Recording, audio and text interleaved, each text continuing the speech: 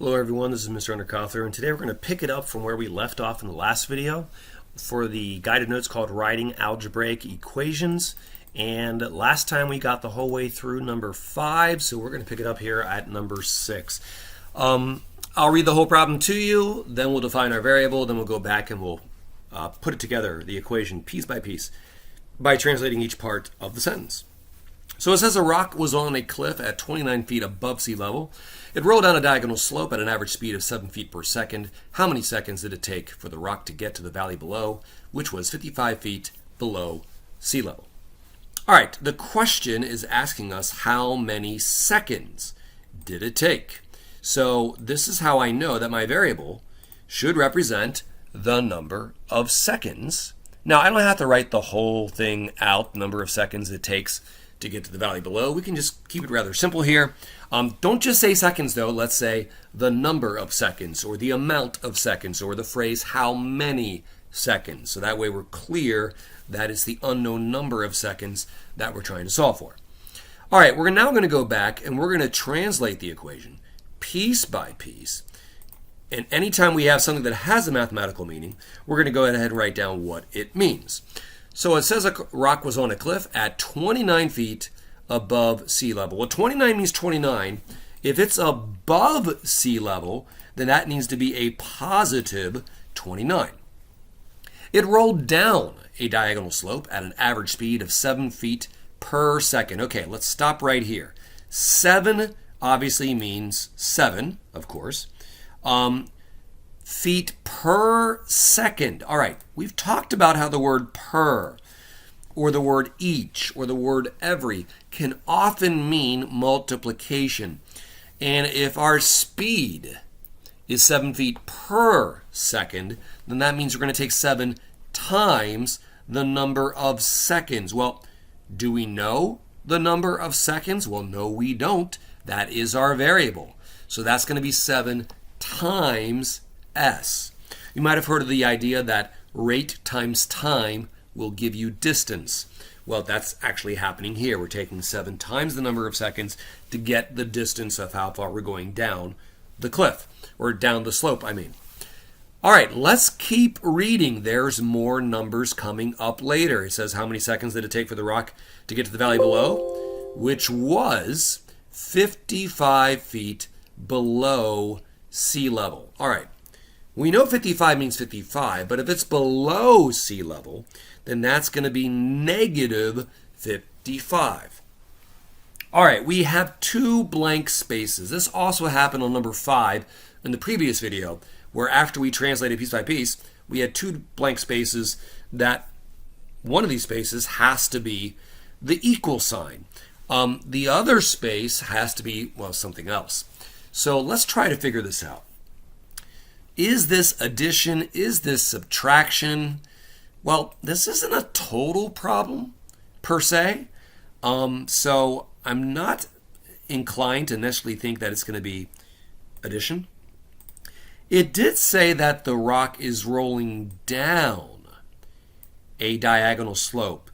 So if you're going down, that either could mean a negative or it could mean subtracting. And since we're talking about starting above sea level and then going down to below sea level, there is a descension here. It's going down, like the word even said. And that does mean subtraction here. And it told us that the rock is going to end up at 55 feet below sea level, and it said was 55 feet below sea level. The word was can sometimes mean the equal sign, but let's be clear. The word was also showed up on the first sentence. A rock was on a cliff. So I can't guarantee the word was always means the equal sign. It obviously didn't make sense to start our translation with an equal sign right away, because you obviously have to have something to the left of the equal sign, something to the right of the equal sign. It does make sense, though, that 29 minus the 7 times s should equal where we end up, which is 55 feet below sea level. So that does make sense for the equal sign to show up there. All right, we can now start answering the question, what's happening to the variable? Or can we? There's a bit of an issue with this. The variable is to the right of a minus, and we have talked about this before. Well, the 7s is to the right of the minus. You can read backwards with multiplication, no big deal. But you cannot read backwards with subtraction. And when I say reading backwards, I mean instead of going left to right, like we normally do, I mean going right and then backwards going left. You can't do that with subtraction. The order of subtraction does matter. You can't interchange it. What I'm trying to tell you is that 29 minus 7s is not the same as 7s minus 29. So this is what I mean. We can't read backwards. We cannot say the variable is multiplied by 7 and then subtracted by 29, because that's reading backwards with subtraction. That's a big no-no. So this is one of those situations where you have to make the subtraction adding the opposite for the mere fact that you cannot answer what's happening to the variable and read backwards with subtraction. But you can read backwards with addition. And we did talk about this on a previous packet of guided notes. So this is the one scenario where the variable's to the right of the minus, where you have to make that subtraction adding the opposite right away before you can answer what's happening to the variable. Okay, so now we can say the variable is being multiplied by -7, because that -7 is right next to the variable. And then after we say it's being multiplied by -7, then we can say it's being added by 29. And it's okay to read right to left with multiplication and with addition, because the order of multiplication does not matter. The order of addition does not matter. All right, inverse operations. As I have taught you before, the order completely switches when you're doing your inverse operation. So the last thing happening to the variable will be the very first thing that we will do the inverse of. So the first inverse operation is going to be subtracting by 29, because that's the inverse of adding 29. And the second inverse operation is going to be dividing by -7, because that's the inverse of the first thing that was happening to the variable, multiplying by -7. All right, I would love for you to hit pause on the video and do these two inverse operations, subtracting by 29 first, later dividing by -7. Do that on your own, and then hit play when you're ready to see how you did. All right, I hope you already hit pause and solved the equation on your own. If not, please hit pause now. Because here we go. We're going to start by saying what we were going to do, and that is to subtract by 29. That is our first inverse operation. So you subtracted by 29 on both sides. Hopefully you lined it up properly underneath the other 29, and on the right-hand side of the equal sign, underneath the -55. If you put the -29 underneath the -7s, that makes no sense. They would not be like terms. You would not even be able to do that subtraction. So please line it up at the proper place. We know that subtraction is the same as adding the opposite. It's definitely helpful when you have a negative above to make the subtraction adding the opposite here on the right. It's not quite as helpful over here. I mean, you could still do it over here on the left as well. But I think we can all agree that 29, take away 29, is 0. So you don't really have to make it adding a negative over there. If you want to do it at both spots, you may, but it really only is helpful over here on the right. All right, so 29 minus 29 on the left is 0. The negative and the 7s stays. Make sure you still have the negative sign there. If you lost that negative sign, please fix it right now. The right-hand side, when you have a negative plus a negative, you're going to add in your head, get -84. 0 plus 7s will simplify to just -7s. Sorry if I didn't say the negative sign there a second ago. So it's -7s by itself equals -84. We're not done. We still have to divide by -7 because we said that was going to be the second inverse. And the variable is currently not by itself. So let's divide by -7 to get that -7 times the s to get that away. A negative divided by a negative is a positive 1s and a positive 7. If you don't want to put the positive symbol, you don't have to. Did I say positive 7? I meant to say positive 12. Man, the right things are not coming out of my mouth here as I do this video. All right, 1 times s is the same as s. And let's put the proper unit of measure. We did say that s stands for the number of seconds, so the answer is 12 seconds. Make sure you have that unit of measure. All right, there is one more word problem to go. that actually is supposed to get not just written, but also solved using inverse operations, and that is problem number 7. I would love for you to read this on your own, come up with the equation on your own, and also define the variable on your own. So hit pause on the video, define your variable, write your equation, and then hit play when you're ready to see how you did. All right, I hope you already defined your variable, and I hope you wrote your equation. If not, please hit pause now, because I'm now going to reveal those two things. So you should have defined your variable as the original price of each lamp. So choosing the variable P is a good choice. The problem told you that she bought 4 lamps, each for the same price. So we know that 4 means 4, obviously. We know the word each can often mean to multiply. So what are we multiplying? We're multiplying 4 times the unknown price, which was our variable P. It tells you at the cash register, she gave the cashier a $25 coupon. Oh, this is a little bit different from problem number 5 that we had earlier where we were getting a total. What do coupons do? Well, we know coupons make the price go smaller. So instead of adding by 25, this is going to subtract by 25. If you didn't have that part right, please fix it now. We know that the total price she paid was $62.92. It did say the word was. Does the word was stand for the equal sign here? Well, it actually would make total sense for the equal sign to go there. That's the only other place that was left for the equal sign to go. So yes, the word was on this problem does mean equals.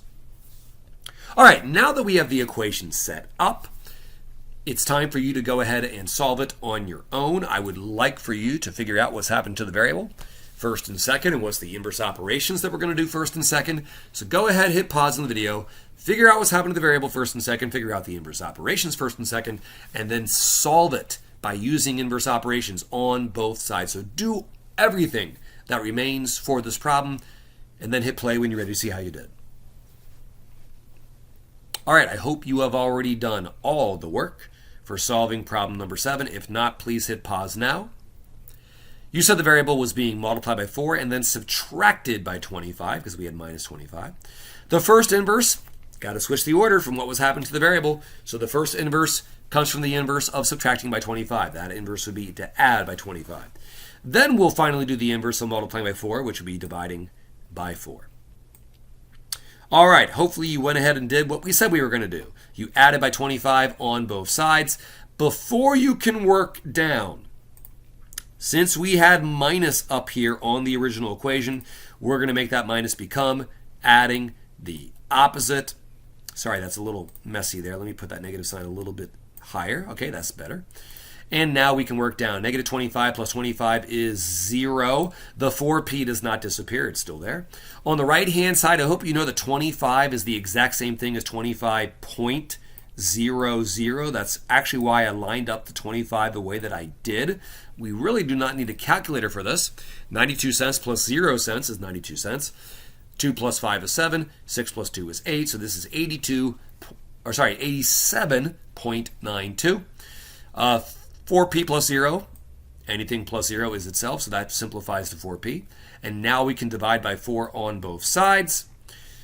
We know the 4 divided by 4 is 1. It's okay if you use a calculator for the right-hand side. 87.92 divided by 4 in your calculator should have given you 21.98. 1p means 1 times p, and that gives you p by itself. The unit of measure is dollars because we were trying to find the original price of each lamp, so that price is in dollars. If I explained any of this way too fast for you, you can always hit rewind on the video to hear things more than once. Please take advantage of how that is always possible with a video. All right, problem number 8 at the top of the next page. I would love for you to go ahead and read this and do it on your own. Do not necessarily assume that it is going to be like the problem that we were just doing. The last one was a coupon problem. Spoiler alert, when you read number 8, you're not going to hear anything about coupons. So go ahead, read this problem, define your variable, and then write your equation, then hit play to see how you did. So go ahead and hit pause, define your variable, write your equation. All right, I hope everybody has went ahead and defined the variable and wrote their equation. If not, please hit pause, do that on your own. The problem one is you defined how much was each bag of grass seed. So this is another problem where the price is the unknown price of each bag of grass seed. Not the 4 bags combined, but each bag of grass seed, their price is the unknown. So I chose P. You could also choose B or G or S, but I think P is probably the best choice. The problem told you that the total amount of money spent was $216, so we write 216. It then says that she was going to buy $160 for topsoil. Well, that's obviously $160. It says 4 bags of grass seed, so 4 is 4. But after it said 4 bags of grass seed, it said that each of those bags is the same price. So these words have meaning. The word each often means you're going to multiply, and you guys know in real life, if you were buying 4 bags of grass seed and you knew the price of each of them, you would take 4 times the price to find out how much money you're spending. So we're going to take 4 times the unknown price, which is our variable P. All right, we got 2 blank spaces here. Where does it make sense to put the equal sign? Well, normally, when you are finding totals, you're spending total amounts of money, you would add the things you're buying together to equal your total. So this problem was actually very much like problem number 5, which I had done in the previous video, the part 1 for writing algebraic equations. And that's pretty much how this problem ends up working. All right, go ahead and figure out how you're going to solve this. Figure out what's happened to the variable first and second. Figure out the inverse operations first and second. And do those inverse operations on both sides. Finish all the work on this problem. So hit pause now, solve, do all the work, then hit play when you're ready to see how you did. Okay, I hope you already went ahead and solved the problem. If not, hit pause now and do it on your own. The variable was being multiplied by, oh, did I say multiplied by 6? That is a typo, ladies and gentlemen. Let me quickly fix that. Multiplied by 4, my apologies. And then it was being added. Oh my goodness, I must have done a cut and paste job from a previous problem. Yeah, I definitely did. So my apologies here. I should have proofread this before I made my video. That's kind of funny. All right, so multiply by 4, then added by 160. Did I mess up here again? Yes, I did. Oh my goodness. So we are going to subtract by 160, and then later we are going to divide by 4. My apologies, guys, this is why your English teachers and history teachers, they tell you to proofread things before you hand it in. I should have done that before I made my video. All right, so let's go ahead and do what we said we were going to do. We're going to subtract by 160. Do that on both sides. Subtraction is the same as adding the opposite, but this is kind of like number 5, where both numbers that we're subtracting from are positives, bigger positives. So there really is no need to make the subtraction here adding the opposite. Let's just go ahead and subtract. That's going to give you 56 on the left. On the right side, you're going to get, actually, I have this order backwards. I apologize. Again, Underkoffler, proofread. 160 minus 160 is 0. I don't know why I put the 0 on the right. I should have this flip-flopped. The 4p should be on the right. The 0 should be on the left. My apologies for how that order backwards. That is a typo. Not that the order of addition really matters, but if we're working down, then we really should have that flip-flopped. All right, 4p plus 0 is the same as 4p. Now we have to do the next inverse, divide by 4. So we're going to divide by 4 on both sides. That's going to give you 14. Right side gives you 1 times p. 1 times p is just p. And this is $14. Why is it dollars? Because we're finding the price of each bag of grass seed. Once again, if I explained any of that too fast for you, please rewind and listen to whatever part you need to hear again on your own. All right, the guided notes today are going to finish with 4 multiple choice problems where the directions want you to circle the equation that could be used to solve each problem. So I would like for you to go ahead and try each of these on your own. So please go ahead, read each problem on your own, hit pause, circle the equation you think is correct, and then hit play when you're ready to see how you did. All right, if you have not already done 9, 10, 11, and 12 on your own, please hit pause on the video and select their equations. Do those on your own. All right, here we go. Let's see how you did. It said in the video game, Khalil spent $4,500, or sorry, not dollars, gold. So that's 4,500. And then it later says 65 gold for each vehicle. So that's 65 times the unknown amount of vehicles. I know the vehicles are V. It tells me that in the next sentence. So I don't have to define my variable. It actually defined it for me as V for the how many vehicles. And he's spending a total of 6,255 gold. Where does the equal sign go? Well, when you are talking about totals, normally the parts will add together to equal the total. This is not like the coupon problem number 7.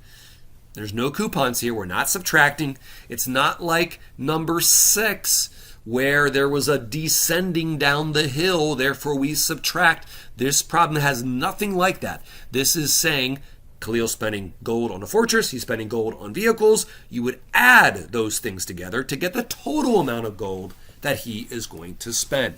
So this is why the answer for problem number 9 is choice, well, which one is it? Oh, it's choice B. Problem number 10. It said about the balance starting at $33. So that's 33. $8 per month. Well, that's 8 times the unknown amount of months. By the way, the last sentence said, in how many months? This is how I know the months are the unknown, so we're going to call that M. And it said that the account was going to end up at negative $15. Now, there are some blanks here. Where do I put the equal sign? It's a little unclear as to whether the equal sign should be next to the 33, which is the starting balance, or if it should be next to the negative 15, which is the ending balance. There is a key phrase, though, in this problem that I want to point out. It said that $8 per month was removed. That means taken away from the original balance of $33.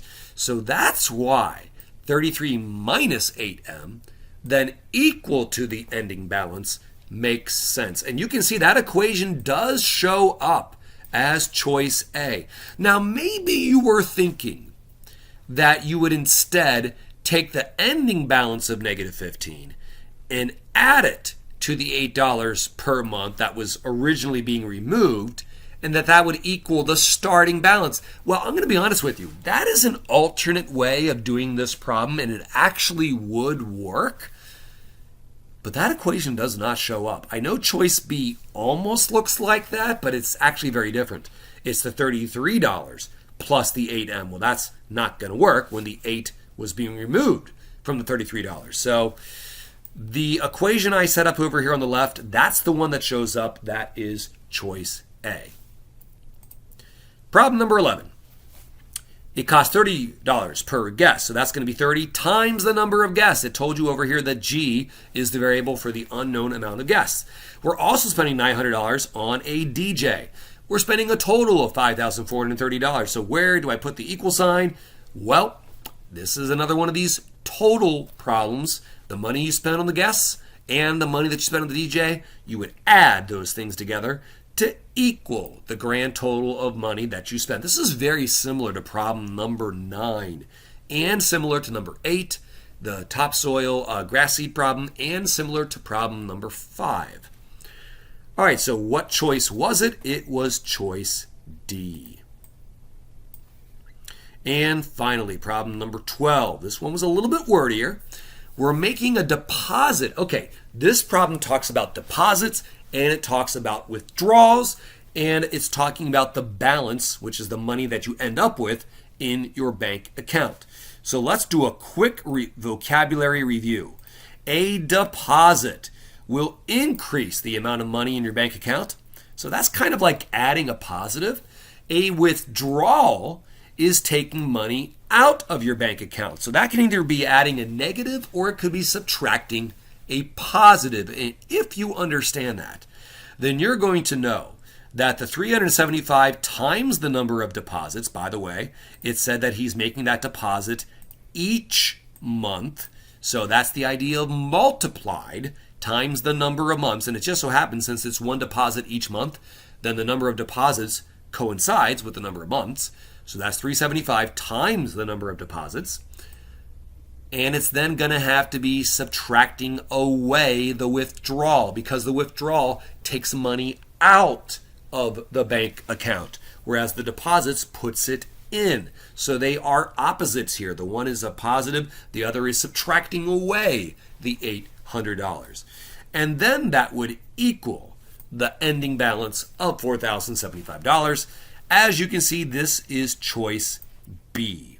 So the reason I wanted to give this problem here, and also the coupon problem earlier, and also problem number 10 was a little bit different, is so you know not every single problem is going to have addition in between. I know a lot of the total problems will have that, but sometimes there are ideas that mean subtraction, whether it's a withdrawal, takes the money out of your account, or it's a coupon, which makes the price lower, subtracts it away. There are ideas in real life that can mean subtraction. So that's why I mix those word problems in with, all the ones that we had here on these guided notes. All right, thank you for watching part 2 of the video on writing algebraic equations. We'll see you next time.